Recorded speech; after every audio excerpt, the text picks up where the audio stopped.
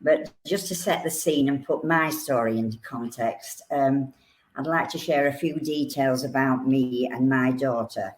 I'm 74 years of age, sadly, and my daughter is 39, and her name is Alice, and she became a care statistic when she was just 15 years old, which means that she spent more years in the care system than she has at home in her family home.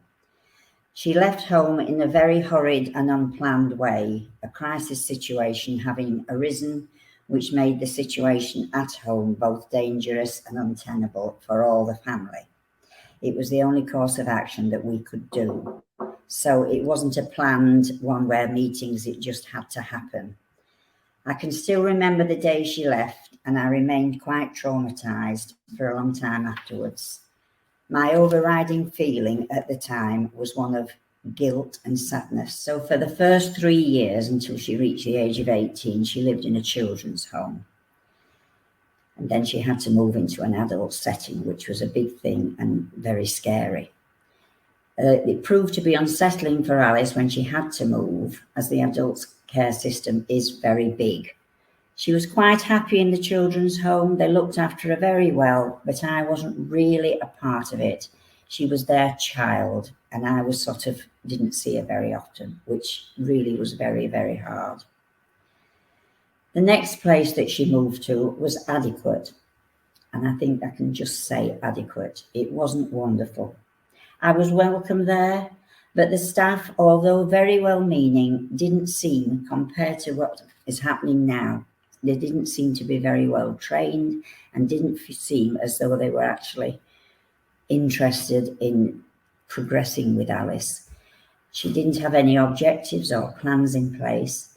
I was able to visit her and maintain close contact with her, but I felt it was rather a place that she was just there, somewhere for her to go, rather than somewhere where she would be helped to progress, to move on, to have all the wonderful things that Jason's now got.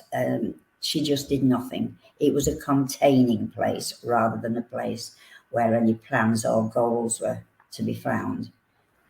It's not all doom and gloom, though, as we've seen from your wonderful story.